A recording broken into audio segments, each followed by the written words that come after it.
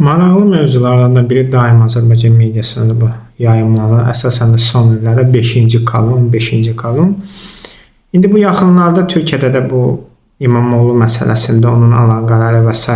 orta kimlərlə danışıb, kimlərlə və s. əlaqə saxlanmaya çalışıb, hətta ona yaxın şirkətlər kimlərəsə pul verir və s. İndi bunun doğruluğu nə qədər, bunu Türkiyə hüquq mühafizə orqanları özəl müəyyənləşdirirlər. Türkiyədə zaten məhkəmə azaddır. Yəni bu məsələdə heç kəsin şübhəsi olmasın ki, bu tam ədalətlə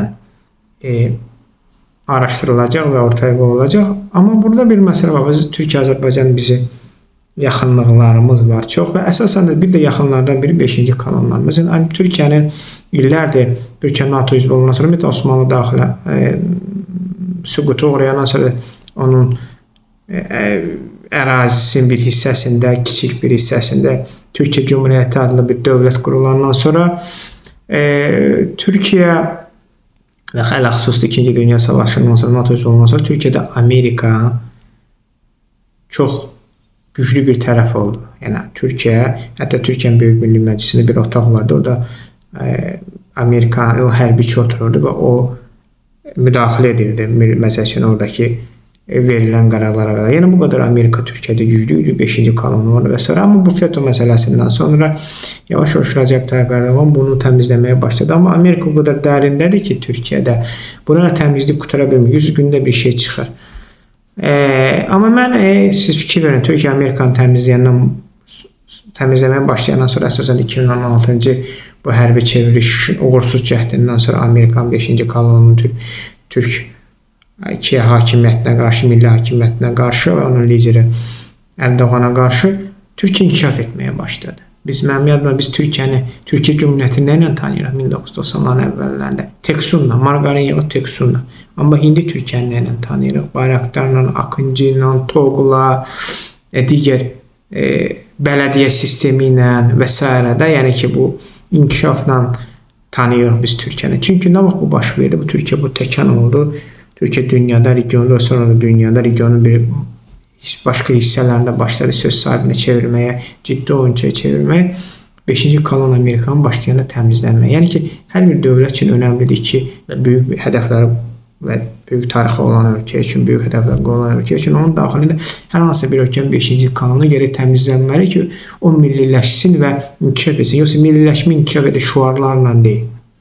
Biz bunu Türkiyə nümunəsində gördük və Azərbaycanda da eyni 5-ci kolon Rusiyanın olub. Yəni bu Çar Rusiyası, sonra SSR müstəqilimizi bərpa edəndən sonra bu dərində idi. Və indi yavaş-yavaş Türkiyənin də güclənməsi, Türkiyənin 5-ci kolonunun öz 5-ci kolonuna zərbə endirməsi, Azərbaycana Qarabağın azadlığında azad olması dəstək, siyasi dəstəyin verilməsi, mənəvi dəstəyin verilməsi və s. Azərbaycan da artıq yavaş-yavaş nüfuzunu da dünyada qaldırmağa başladı və Azərbaycan üçün artıq əlləri açıldı ki, bu özünün 5-ci kolonundan. Amma məsələn, Türkiyədə bu Amerikacı, Azərbaycanda Rusiyadır. Bununla mübarizə aparır. Məndə bu Ramiz Meçin məsələsi nə qədər ciddidir, bunu vaxt göstərir. Yəni ev dostlarlığı mən bu 5-ci kolonla ciddi mübarizə aparmıram. 5-ci kolonla o mübarizə odur ki, onun başı və onun ətrafı həbs edilir. Yəni Türkiyədə necə biz bunu gördük. Ciddi olaraq zərbə verir. Yoxsa da başına ev dustağı verib və ətrafına da heç kəsə əl dəyməmək bu mübarizə deyil. Amma indi görək. Amma yenə deyirəm, Azərbaycan hakimiyyəti həqiqətən də böyümək istəyirsə, dövlətini böyük görmək istəyirsə, dövlətini milli görmək istəyirsə, bu dövlətdə iqtidarın da, müxalifətin də, mediasının da bir tərəf segmentini də, QHT sektorunu da hamısı milli görmək istəyirsə, həqiqətən Rusiya 5-ci kolonla mübarizə aparmır. Eğer bu ciddi mübarizə olacaqsa, milli müxalifət olaraq biz onların yanında olacaq. Amma bu ciddi mübarizə olacaqsa. Yəni, yoxsa elə sözdə deyir və sonra da bu örtbasdır eləyəcəksə, yox. Məsəl üçün.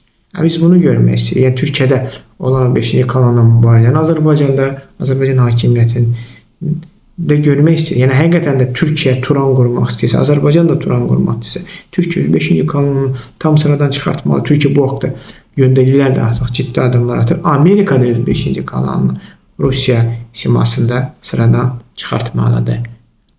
Bu olmayan halda biz nə Turan göründürük, nə güclü Azərbaycan göründürük. Yəni, milli güclü dövlətin yolu daxildə olan 5-ci kanallarla təmizlənmədən gedir. Bu olmasa hansısa bir böyüklükdən, inkişafdan danışmaq təbii ki, yersiz olacaq. Görək, gözləyək, görək, ümid edək, dua edək və bu yöndə hərəkət edək.